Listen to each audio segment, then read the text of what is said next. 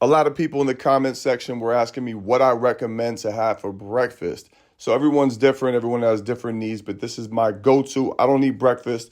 I do intermittent fasting, but around 1 or 2, I'll put one of these concoctions together. It has oranges, lemons, apples, pears, sweet potato, and celery.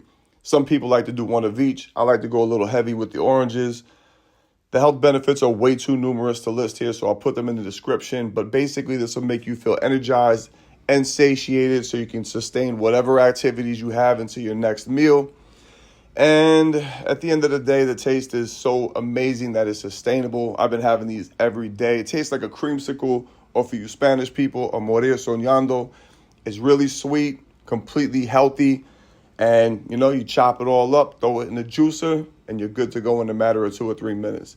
This is my personal favorite. You tell me what you think in the comment section. If you tried this before or you have some other favorites, I want to hear about it. So the next time, we out of here.